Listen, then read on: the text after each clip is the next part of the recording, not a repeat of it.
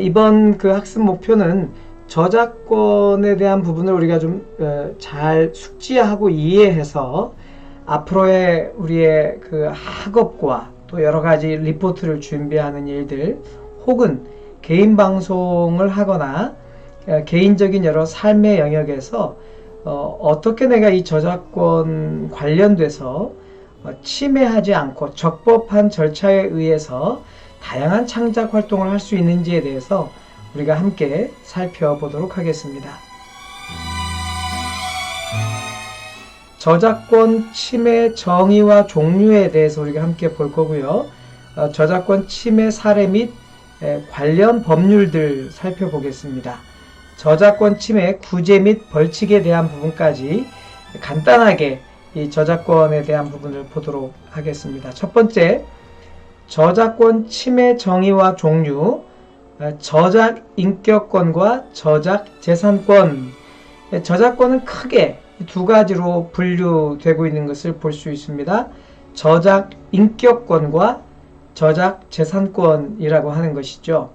그럼 이 저작 인격권과 저작 재산권 어떻게 다른지 우리가 함께 보도록 하겠습니다.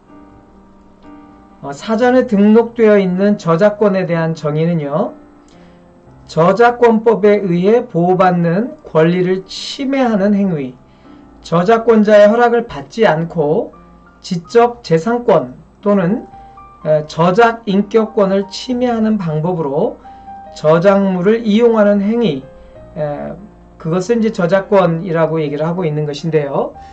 우리 한번 좀 구체적으로 보도록 하겠습니다. 저작권 종류는 앞에 언급해 드렸던 것처럼 두 종류가 있습니다. 저작 인격권과 저작 재산권이라는 것이죠. 이 단어에 나와 있는 것처럼 인격권에 대한 것은 사람에 관련된 것입니다. 어떤 이름, 실명에 대한 문제, 초상권에 대한 문제, 개인의 어떤 인격적인 문제에 대한 것들이 하나의 저작물로 보호받고 있다라고 볼 수 있는 것이고요. 재산권은 이 저작물로 말미암아 발생되어지는 재산권에 대해서 침해를 받았느냐 안 받았느냐, 그리고 그것이 올바르게 사용되었느냐 아니냐, 이런 부분에 대한 것들을 몇 가지 예를 보면서 함께 살펴보도록 하겠습니다. 먼저 저작 인격권이라고 하는 것입니다. 저작 인격권이란 저작자가 자신의 저작물에 대해 갖는 정신적, 인격적 이익을 법률로서 보호받는 권리라고 할 수 있습니다. 자신의 저작물, 사실 자신의 저작물이라고 하는 것은 어떤 한 개인이 그 일상의 삶 속에 어떻게 보면 노트의 낙서까지도 그 사람의 저작물이라고 아주 광범위하게 얘기할 수 있습니다. 그림이든 어떠한 내용이든지 지금 여기에서는 그 모든 것들을 법률로서 보호받을 수 있다라고 얘기하는 것이죠. 한 예를 들면 정말 어느 음악가가 피아노 앞에 있다가 피아노에 있는 악보에 그냥 우연찮게 그냥 이렇게 악보를 그리듯이 그게 낙서하듯이 그렸다가 그걸 피아노 위에 올려놨는데, 어떤 사람이 그걸 보고 피아노 연주를 하니까 너무 좋아서 이 버리거나 아니면 쓰지 않는 그 악보인 줄 알고 자기가 그것을 응용해서 자기의 창작물을 만들었는데 거기에 몇 마디가 반복되고 있었다. 나중에 이 낙서처럼 썼던 사람이 그 연주를 하면서 그 내용을 갖고 자기도 음악을 만들었는데 그것이 서로 상충되고 법적 분쟁으로 갔을 때는 먼저 그 음악을 최초에 그렇게 창작했던 사람에게 기득권이 가지고 그 사람에게 정신적, 인격적 그 이익에 대한 것을 법률적으로 보호받게 된다라고 하는 사실인 것이죠. 저작 인격권은 저작물과 관련하여 저작자의 명예와 인격적 이익을 보호하기 위한 권리이다.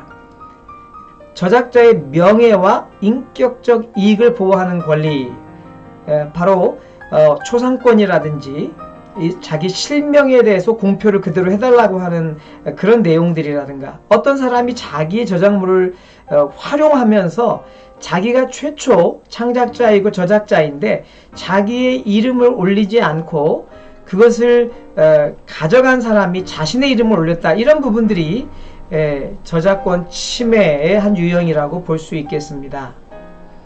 이 저작권법에서는요, 이를 공표권, 성명 표시권, 동일성 유지권의 세 가지로 나누어 규정하고 있습니다. 그러니까 모든 자기의 창작품에 대해서는 공표할 수 있는 이 권리가 저작자에게 있다고 하는 것이고요. 그렇게 창작되어진 자신의 작품에는 성명 표시권, 자신의 모든 그 이름을 실명으로 올려야 한다는 것이고요. 동일성 유지권은 자기의 창작한 그 내용물에 대해서 원래의 창작 의도 그 형태를 그대로 유지하라고 하는 것입니다. 그래서 어떤 사람이 음악을 리메이크 하면서도 원래 동일성을 따지지 않고 전혀 다른 음악으로 만들었을 때 저작권자가 그 음악을 들어보고 도저히 자기의 의도와 완전히 그 관계없는 작품으로 만들어졌다 하면 그것에 대해서 멈추게 할 수 있는 권리가 있다라고 하는 사실입니다. 다시 한번 저작 인격권의 종류를 보도록 하겠습니다. 공표권, 저작물을 일반에게 공표하거나 공표하지 않을 권리. 자기는 공표하고 싶지 않습니다. 자기 그림을 드러내고 싶지 않은데 누군가가 너 그림 잘 그렸네 하고 일방으로 올릴 수 없다라고 하는 것입니다. 본인이 저는 그것을 사람들에게 보이고 싶지 않습니다라고 하는 의사를 분명히 표현했을 때 그것이 저작 인격권의 한 종류가 될 수 있다라고 하는 사실이겠죠. 성명 표시권, 저작자 자신이 그의 저작물에 자신의 이름을 표시하거나 표시하지 않을 권리라고 하는 것입니다. 그렇습니다. 모든 자신의 저작물에 자기의 이름을 표시하거나 표시하지 않을 수 있다라고 하는 것입니다.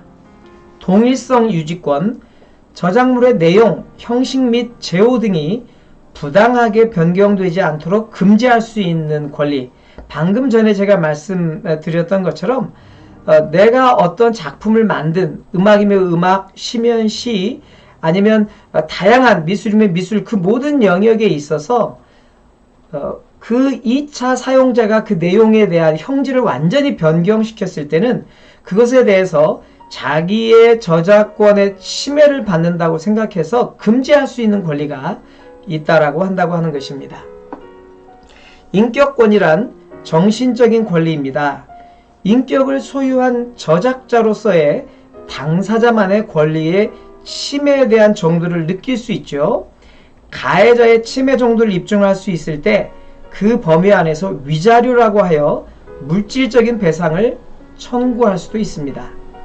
그러니까 여러분 잘 아셔야 되는 것이 남의 창작물을 내가 쉽게 갖다가 내 창작물인 것처럼 사용을 했을 때 그것에 대해서 그 원 저작자가 그것을 발견하고 우리에게 위자료 손해배상을 청구할 때는 그 손해배상에 응할 수밖에 없다라고 하는 것입니다. 그리고 이것은 형사건이기 때문에 여러 가지 형사적인 그런 법적 절차에서 불이익을 당할 수도 있다라고 하는 것입니다.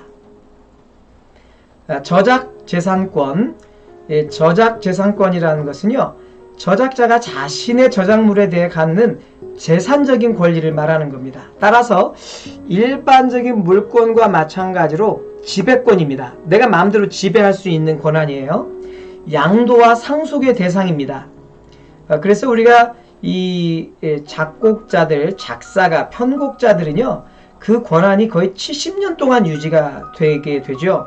그래서 그 70년 동안 예를 들면은 어떤 특정 무슨 가수 같은 경우는 한 달에 막 수십 곡씩을 아주 계속 그 음악을 발표하는 일이 있는데, 그 이유는 뭐냐면 그렇게 많은 곡을 저작하고 그것을 등록함으로 말미암아서 다운로드라든가 우리가 알고 있는 다양한 그런 방법에 의해서 자기의 그 저작료가 70년 동안 계속 나온다라고 하는 것입니다.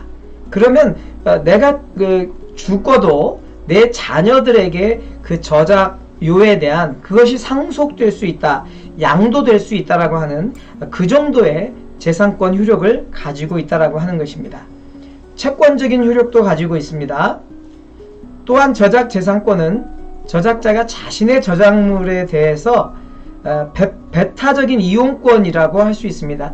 내가 그 모든 저작물에 대해서 완전한 책임감을 갖고 재산권을 가지고 마음대로 이용할 수 있는 그런 권한을 갖고 있다라고 얘기하는 것이죠. 그러나 실제로는 자신이 직접 저작물을 이용하는 경우보다는 남에게 저작물을 이용하도록 허락하고 그 대가를 받는 경우가 대부분입니다. 지적재산권은 경제적 가치가 있는 이익의 향수를 내용으로 하는 권리고요. 이는 복제권, 공연권, 방송권, 전시권, 배포권, 2차적 저작물 등의 작성권으로 구성됩니다. 여기서 복제권이라고 하는 것은 우리가 예를 들면 CD를 제작한다고 했을 때 음원, 이 창작자가 만들어 놓은 10곡이라고 하는 그 저작물에 대해서 복제를 계속해서 그것을 가지고 재산 증식을 이룰 수 있다라고 하는 것이죠. 우리가 책을 쓰게 되게 되면 그 책을 출판하게 되다 보면 수천 권, 수만 권 계속해서 복제를 하게 되는 것을 볼 수 있습니다. 공연권, 이 음악을 가지고 가수나 아니면 연주자들이 공연을 할 때 주어지는 것입니다. 또 그 저작물에 대해서 방송국에서 라디오, TV, 인터넷 방송 이런 곳에서 계속 연주하게 되고 노래를 틀게 되죠. 그것에 대한 어떤 이 재산권에 대한 주장을 할 수 있다라고 하는 것입니다. 전시권, 어떻게 공연이라고도 볼 수 있고요. 뭐 어떤 그림이나 이런 경우는 전시에 대한 것도 있고, 배포권, 다른 사람에게 나눠줄 수도 있는 권한이 있습니다. 2차적 저작물이라고 하는 것은 아까 얘기한 것처럼 리메이크처럼 자기 음반의 어떤 특정한 하나의 곡에 대해서 다시 내가 이것을 리메이크해서 내가 내 정규 음반에 집어넣겠습니다 했을 때 그것에 대해서 내가 허락하거나 허락하지 않을 그런 권한이 주어진다라고 하는 것입니다. 저작재산권 종류, 복제권, 저작물을 인쇄, 사진 촬영, 복사, 녹음, 녹화, 그 밖의 방법으로 유형물에 고정하거나 유형물로 다시 제작할 권리. 공연권, 저작물 또는 실연, 음반, 방송을 상연이나 상영, 연주, 가창, 구연, 낭독, 재생 등 여러 방법을 통해서 일반 공중에 공개할 수 있는 권리입니다. 동일인의 점유에 속하는 연결된 장소 안에서 이루어지는 송신을 포함합니다. 그러니까 우리가 이제는 온라인 콘서트 같은 거 이렇게 동일하게 이것들이 한 공간 안에서 이루어지는 것이 이런 그 송신을 통해서 전달되는 것도 공연권에 연결되고 포함된다라고 하는 것을 볼 수 있습니다. 공중송신권, 저작물, 실연, 음반, 방송 또는 데이터베이스를 공중이 수신하거나 접근하게 할 목적으로 무선 또는 유선 통신의 방법에 의하여 송신하거나 이용해 제공할 권리를 말하는 것이 공중송신권입니다. 이것은 뭐 방송이라든가 인터넷 방송, 뭐 다양한 앞으로는 더 무궁무진하게 사용될 수 있을 것 같습니다. 그래서 여러분 유튜브에 여러분이 어떤 특정 가수의 음악을 가지고 합성해서 올려놓게 되면 저작물 침해입니다라고 바로 연락이 오죠. 그래서 여러분의 영상은 여러분이 만들었다고 하더라도 거기에 첨부됐던 음악으로 말미암아 그것이 유튜브에서 저작권 침해로 받아들여지지 않는 경우가 있고 경우에 대해서는 신고를 당하기도 하죠. 그래서 여러 차례 그 신고를 당하게 되면 영구 퇴장을 당하기도 하는 그런 일들이 있습니다.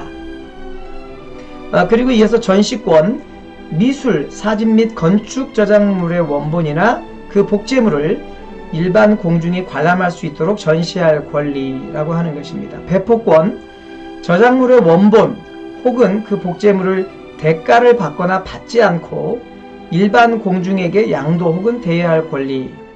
2차적 저작물 작성권, 원 저작물을 번역, 편곡, 변형, 각색, 영상 제작, 그 밖의 방법으로 독창적인 저작물로 제작하고 이를 이용할 권리. 그렇죠. 그 원 제작물을 갖다가 우리가 미국에서 우리가 어느 좋은 책을 수입해 왔다고 하면 한국말로 번역하지 않겠습니까? 바로 이것이 번역해서 우리가 판매를 할 경우에는 2차적 저작물로서 그거에 대한 권한, 우리가 카피라이트이라고 하죠. 이 베낄 수 있는 권한을 우리가 정당하게 부여받는다라고 하는 것입니다. 그래서 편곡 아니면 어떤 그 설계나 이런 거에 대한 변형, 뭐 조각 작품에 대한 변형, 뭐 각색, 영상 제작, 이 모든 것들이 저작 재산권의 종류에 들어간다라고 하는 것입니다. 저작권 침해 사례 및 관련 법률을 잠깐 보도록 하죠. 자, 미국 출판협회하고 구글하고 저작권 분쟁이 있었습니다. 구글 북스 라이브러리 프로젝트라고 하는 게 있었는데요. 구글은 구글 북스 라이브러리 프로젝트를 추진하던 중 저작권 침해 논란에 휩싸입니다. 미국 출판협회와 작가협회가 2005년 9월 원 저작자의 동의 없이 도서를 스캔해서 일반 대중에게 온라인상으로 제공하는 과정에서 저작권자에게 적절한 보상을 실시하지 않았고 저작권자가 자신의 저작물을 관리할 수 있는 권한을 보장해주지 않았다는 이유로 구글을 뉴욕 남부연방지방법원에 제소한 것입니다. 한때 우리 온라인상에서 그런 온라인 책에 대한 것들이 많이 일상화됐던 때가 있었습니다. 만화도 그랬고요. 여러 책들을 그냥 우리가 스캔을 떠서 그것을 JPG 파일이나 아니면 PDF 파일로 올려가지고 무한대로 봤던 그런 경우가 있었습니다. 이 구글이 그런 경우로 이 미국 출판협회로부터 저작권 침해 소송을 당했다라고 하는 것이죠. 어쩌면 구글 본인이 했을 수도 있었고 구글에서 함께하는 어떤 사업자로 인해서 이런 문제가 발생이 될 수도 있었겠습니다. 자, 소송을 건 지 7년 만인 2012년 10월 출판사는 구글과 합의를 하게 됩니다. 법적 공방을 벌이던 양측은 2011년 구글이 미국 출판협회 및 작가협회에 1억 2,500만 달러의 화해금을 지급했다. 여러분 1억 2,500만 달러면 어느 정도 될까요? 1,200억에다가 2,500만원 달러에서 한 3,000억 정도 되니까 거의 1,500억 정도를 배상을 했다라는 얘기예요. 구글이니까 이게 1,500억을 이렇게 낼 수 있지, 이게 일반 개인들이라면 가능할 수 있겠습니까? 웬만한 중소기업은 아마 회사가 도산하고 망하고 말았을 것입니다. 향후 디지털 도서 판매 수익을 미국 출판협회 및 작가협회와 배분하는 합의서를 제출하고 일단락되는 듯 했습니다. 그러나 뉴욕 남부 연방지방법원의 옵트아웃이 포함된 해당 합의 내용이 저작자가 불분명한 창작물의 저작권을 침해할 가능성이 있다는 이유로 승인하지 않아서 양측의 합의는 무산됐습니다. 지속적인 합의 도출을 하던 구글은 2012년 10월 미국 출판협회와 법적 분쟁을 종결하고 화해 계약을 체결했습니다. 해당 화해 계약을 통해 출판 사업자들은 구글이 디지털화한 도서를 일반 대중에게 공개해도 좋은지 여부를 결정할 수 있는 권한을 갖게 됐습니다. 앞으로는 이 디지털 도서들이 일반화되게 될 것입니다. 그래서 이제는 잉크로 출판된 이런 도서의 시장은 축소되는 반면 디지털 도서의 시장이 엄청나게 확대되고 있는 것을 볼 수 있게 되는데, 이렇게 해서 이제 미국 출판협회와 구글 북스 라이브러리는 이런 합의를 통해서 새로운 수익 모델들을 서로 구축하게 되면서 상생하게 되는 그런 계기가 있는 것을 보게 됩니다. 자, 저작권법 제35조의 3, 저작물의 공정한 이용에 대한 이야기가 있습니다. 리스트 01, 제23조부터 제35조의 2까지, 제101조의 3부터 제101조의 5까지의 경우 외에 저작물의 통상적인 이용 방법과 충돌하지 아니하고 저작자의 정당한 이익을 부당하게 해치지 아니하는 경우에는 보도, 비평, 교육, 연구 등을 위하여 저작물을 이용할 수 있다. 이 말의 의미는 뭐냐면, 이렇게 앞에의 얘기처럼 구글 북스 라이브를 통해서 우리가 상상할 수 없는 1,500억의 이런 손해배상을 청구하는 경우도 있지만, 공정이용이라고 하는 경우가 있습니다. 이것은 뭐냐면 어떤 상업을 목적으로 하지 않고, 이익을 목적으로 하지 않고, 그 저작자의 정당한 이익을 해치지 아니하면서도 이렇게 보도, 뉴스 같은 데에 공정하게 쓸 수 있죠. 모든 사람들에게 알 권리를 충족시키기 위해서 어떤 특정 저작물의 일부분을 활용하는 경우, 비평, 어떤 문학가들이 어떤 작품에 대해서 비평했던 내용, 교육, 우리가 교육을 위해서 불가피하게 어떤 그 특정한 영상 아니면 통계, 그 어떤 자료들을 가지고 인용했을 경우에도 문제가 없다는 것이고, 연구를 할 때도 이런 저작물들을 사용하는 것에 대해서는 이용할 수 있다. 이건 공정이용이라고 해서 법적으로 사용할 수 있는 것을 인정해주고 있는 것을 볼 수 있습니다. 자, 저작물 이용 행위가 제1항에 해당하는지를 판단할 때는 다음 각호의 사항 등을 고려해야 하는데요. 이걸 공정이용인지 아닌지를 구분하는 하나의 기준점이 되겠습니다. 첫 번째, 영리성 또는 비영리성 등 이용의 목적 및 성격. 영리를 목적으로 해서는 절대로 되지 않는다라고 하는 것입니다. 두 번째, 저작물의 종류 및 용도, 영상인지 아니면 글인지 시인지 음원인지 이런 거에 따라서. 세 번째, 이용된 부분이 저작물 전체에서 차지하는 비중과 그 중요성, 그 저작물이 하나의 인용으로 쓰이거나 하나의 샘플로 그 이해를 돕기 위해서 한 부분으로 쓰여지는 것은 이해가 되는데, 전체를 갖다 이걸로 한다고 하면 그것도 문제가 있다라고 하는 것입니다. 그래서 전체 내용에서 아주 일부분을 활용하는 것에 대해서만 인정하고 있다라고 하는 것이죠. 네 번째, 저작물의 이용이 그 저작물의 현재 시장 또는 가치나 잠재적인 시장 또는 가치에 미치는 영향. 제가 이 강의를 처음 시작하면서 방탄소년단이 그 UN에서 했던 그 연설을 짤막하게 편집해서 올렸거든요. 그렇게 했을 때 그 영상물이 그렇게 짧게 편집돼서 올려졌을 때 그 영상물로 말미암아 그 방탄소년단이라고 하는 그들의 고유의 가치나 그들의 음원, 콘서트, 그들의 삶에 어느 정도의 영향을 주는지를 확인하자라고 하는 것입니다. 그것이 미미하거나 거의 없거나 그것으로 말미암아 더 좋은 긍정적인 효과를 내는 건 전혀 문제가 없겠죠. 하지만 그 영상물의 편집이나 그 영상물이 사용되어지는 장소나 대상에 따라서 그것이 부정적인 영향을 주고 비판의 목적이나 공격의 목적으로 쓰여진다고 하면 그거는 공정이용이라고 볼 수 없다라고 하는 것입니다. 예를 듭니다. 가수 손담비 씨의 노래와 춤을 따라하는 아이 영상을 블로그에 올린 부모. 손담비 씨의 노래와 춤을 부르는 딸이 너무 예뻐서 그 장면을 부모님이 촬영하셨어요. 그리고 그것을 그 엄마의 블로그에 그 딸 아이의 이 춤추는 그것을 올렸다라고 하는 것입니다. 자, 이것이 저작권 침해냐 아니냐라고 하는 것입니다.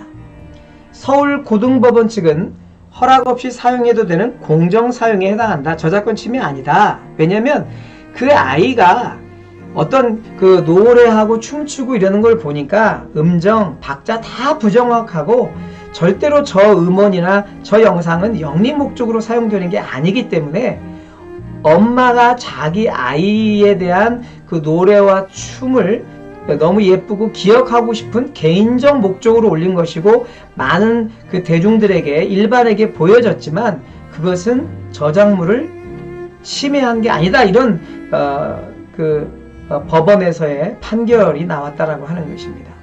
하지만 옆에 보게 되면 걸그룹 시크릿의 춤을 가르치는 영상을 학원 홈페이지에 올린 한 댄스 학원, 그 시크릿의 춤을 똑같이 가르치는 영상을 자기의 홈페이지에 올려서 많은 그 이 댄스를 배우고자 하는 사람들에게 홍보용으로 활용한 것입니다. 서울고등법원 측은 영상을 삭제하고 안무가에게 약 400만 원을 지급하라. 창작물인 춤 이용에 수익 창출한 것이기 때문에 공정한 사용이 아니다. 여러분 구분이 확실하게 되시겠죠? 어떻게 보면 그 앞에 나와 있는 것처럼 노래와 춤을 따라하는 아이 영상을 올린 블로그에 대한 거는 문제가 없었는데, 지금 춤을 가리키는 영상을 올리는 학원의 그 내용은 저작권 침해라고 법원은 판결을 내리고 있는 것입니다. 관련 법률은 이렇게 되어져 있습니다.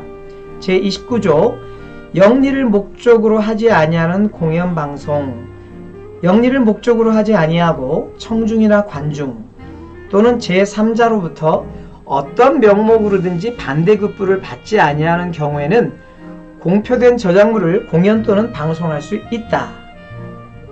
두 번째, 청중이나 관중으로부터 당의 공연에 대한 반대급부를 받지 아니하는 경우에는 상업용 음반 또는 상업적 목적으로 공표된 영상 제작물을 재생하여 공중에게 공연할 수 있다. 어떻게 보면 우리가 공연을 하지만 어떤 티켓 판매가 이루어지거나 어떤 특별한 돈을 받지 않고 수익 사업을 목적으로 하지 않고 그렇게 음악을 쓰거나 어떤 특정 그 영상물을 활용할 때는 그것이 문제가 되지 않는다라고 하는 것이죠. 제7조 보호받지 못하는 저작물들도 있는데요. 다음 각 호의 어느 하나에 해당하는 것은 이 법에 의한 보호를 받지 못합니다. 첫 번째, 헌법, 법률, 조약, 명령, 조례 및 규칙에 해당하는 것인데요. 두 번째, 국가 또는 지방자치단체의 고시, 공고, 훈령, 그 밖의 이와 유사한 것. 이건 정부에서 정해놓은 거, 이런 것들은 보호받지 못하는 저작물입니다. 세 번째, 법원의 판결, 결정, 명령 및 심판이나 행정심판 절차, 그 밖의 이와 유사한 절차에 의한 의결, 결정 등, 이건 이제 공정하게 판사가 모든 사람에게 볼 수 있도록 내어놓은 어떤 결정들이죠. 네 번째, 국가 또는 지방자치단체가 작성한 것으로 제1호 내지 제3호에 규정된 것의 편집물 또는 번역물. 다섯 번째, 사실의 전달에 불과한 시사보도. 이런 거는 보호받지 못한다. 이것은 사실 저작권자를 특정하기도 사실 어렵기도 하지만 누군가가 이 권리를 가지고 주장하기에는 너무 광범위한 영역인 것을 볼 수 있습니다. 제46조 저작물의 이용 허락. 첫 번째, 저작 재산권자는 다른 사람에게 그 저작물의 이용을 허락할 수 있습니다. 우리가 친고죄라고 말하는 게 있죠. 그러니까 어느 사람이 이 자기의 저작물을 가지고 침해했다 하더라도 그 저작 당사자가 고소하지 않으면 문제가 되지 않는다라고 하는 것입니다. 친고죄라고 하는 것은 그 저작권 당사자가 본인이 고소고발을 해야 한다라고 하는 것입니다. 두 번째, 제1항의 규정에 따라 허락을 받은 자는 허락받은 이용 방법 및 조건의 범위 안에서 그 저작물을 이용할 수 있습니다. 3. 제1항의 규정에 따라 허락에 의하여 저작물을 이용할 수 있는 권리는 저작 재산권자의 동의 없이 제3자에게 이를 양도할 수 없습니다. 비록 저작권자에게 내가 어떤 음원이나 영상물을 사용할 수 있는 허락을 받았다 하더라도 그것은 내가 받은 나에 속해져 있는 권리인 것이지 그것을 제3자에게 양도할 수 없다라고 하는 것입니다. 저작권 침해 및 침해 구제 및 벌칙. 내가 저작권 침해를 했으면 어떻게 내가 그것을 구제받을 수 있는지, 또 그것을 구제받지 못하면 내가 어떻게 벌칙을 받아야 하는지에 대해서 나와 있는 것인데요. 침해에 대한 구제, 저작권의 침해 예상 또는 진행. 내가 지금 침해가 될 것 같은데? 어쩌면 내가 지금 올려놓은 게 침해가 진행되고 있는 것 같은데? 이럴 때 어떻게 하냐는 것입니다. 그럴 때는 저작권자는 그 권리를 침해하는 자에 대해서 침해가 현재 이루어지고 있는 경우 침해의 정지를 청구하거나 침해가 예상되는 경우 침해 예방 또는 손해배상의 담보 및 침해 행위에 의하여 만들어진 물건의 폐기나 그 밖에 필요한 조치를 청구할 수 있습니다.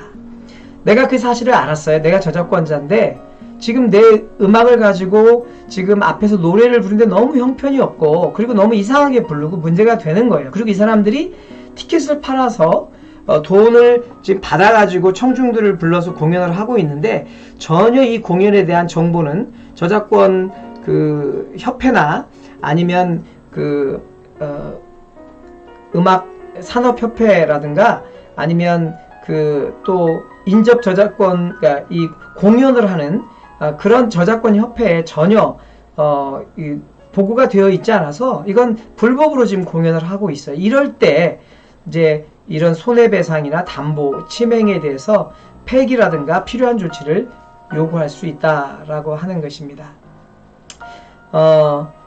이제 우리가 한국 저작권협회에서는 그 저작자들에 대한 1차적 저작권자, 저자라거나 또 아니면 미술에 그린 화가들, 작곡, 작사, 편곡자 또 이런 사람들에 대한 것을 좀 해주고 있고요. 실현자 협회라고 하는 데서는 노래를 불렀거나 연주를 했거나 직접 그 무대에서 실현했던 사람들의 저작에 대한 부분을 보호해 주고 있습니다. 그래서 한국음악산업협회 같은 경우는 방송에 있는 모든 방송에서 이루어지고 있는 라디오, TV, 인터넷 모든 방송에서 이루어지고 있는 그 저작권에 대한 권리들을 잘 챙겨서 그 돈을 받아서 지금 저작권자에게 나누어주고 제가 알고 있기로는 0.9% 정도의 수익 얻은 것을 가지고 이 사단법인인 저작권협회라든가 음악산업협회 이런 실현자 협회들이 운영되어지는 것으로 알고 있습니다. 자, 저작권이 이미 침해된 경우입니다. 저작권이 이미 침해되어 있다라고 하는 거죠. 침해가 없다는 내용의 판결이 확정된 때에는 신청자는 그 신청으로 인하여 발생한 손해를 배상하여야 합니다. 고의 또는 과실로 저작재산권을 침해한 자에 대해서 저작재산권자는 손해배상을 청구할 수 있죠. 그 손해배상액은 침해자가 그 침해 행위로 인하여 얻은 이익액 또는 저작재산권자가 권리행사로 통상 얻을 수 있는 금액 등이 기준이 됩니다. 여기서 말하고 있는 이 손해배상액은요, 정말 고무줄과 같은 것이에요. 저작권자가 요구하는 그 금액에 대한 것들이 얼마든지 늘릴 수도 있고 줄일 수도 있기 때문에 그래서 이제 대부분의 회사나 이 개인들이 이 저작권의 이 침해에서 이 법적 다툼을 원하지 않는 경우가 많습니다. 코에 걸면 코골이, 귀에 걸면 귀걸이인 것처럼 손해배상액을 저작권자가 요구하는 대로 줄 수밖에 없는 그런 구조라고 하는 것이죠. 또한 손해액을 산정하기 어려운 때에는 변론의 취지 및 증거조사의 결과를 참작하여 상당한 손해액을 인정할 수 있다. 엄청난 그 손해액을 인정한다는 것입니다. 그 외의 구제를 보겠습니다. 저작재산권자 등은 고의 또는 과실로 권리를 침해한 사람에 대하여 사실심의 변론이 종결되기 전에는 실제 손해액 또는 인정 손해액에 가름하여 침해된 각 저작물 등마다 1천만원, 영리를 목적으로 고의로 권리를 침해한 경우에는 5천만원 이하의 범위에서 상당한 금액의 배상을 청구할 수 있다.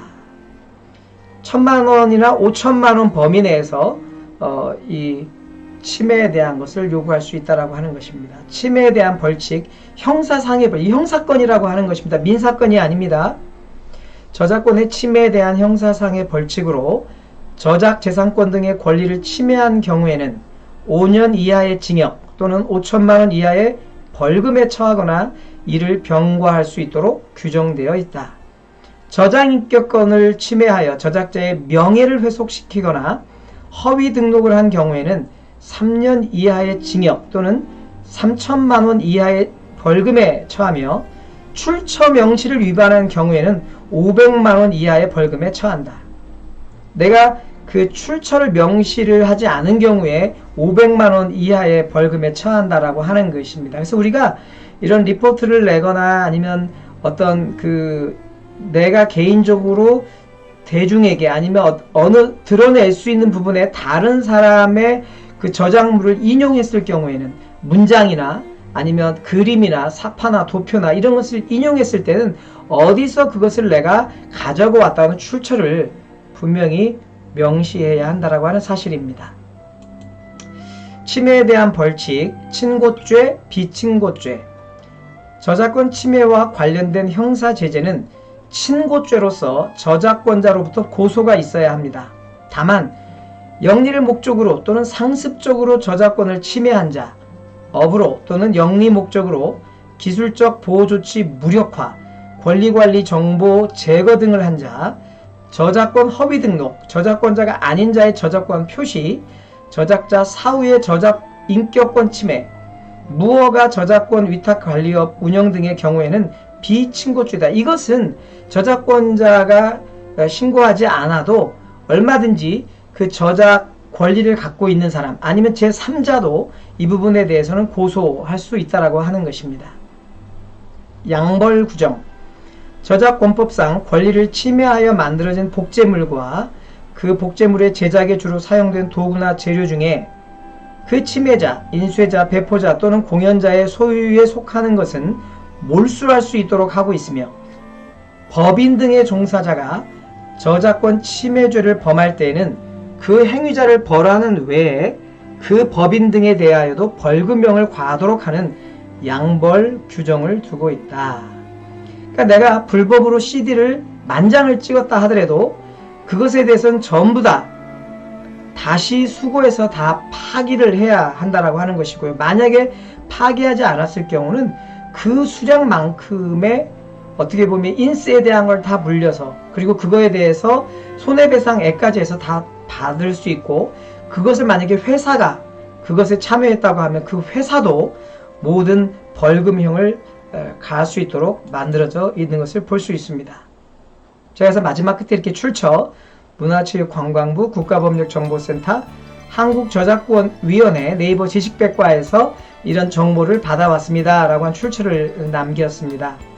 앞으로 여러분의 대학 생활 또 미래의 여러가지 그 학업적인 진보에 있어서 이 저작의 문제는 뗄래야 뗄 수 없는 여러분의 일상이 되지 않을까 싶습니다. 또한 시대가 너무나 이제 4차 산업혁명 시대로 이르면서 정보, 통신, 또 이런 미디어에 대한 것이 우리의 삶의 일상화되고 있고 수많은 창작물들이 이렇게 음악, 영상, 또 프린트 메디아, 이 출판물에서 계속 양산되어지고 있기 때문에 이 저작법에 대한 큰 그림들을 여러분이 충분히 이해하시고 앞으로의 삶에 유익한 저작 생활이 될 수 있기를 기대하겠습니다.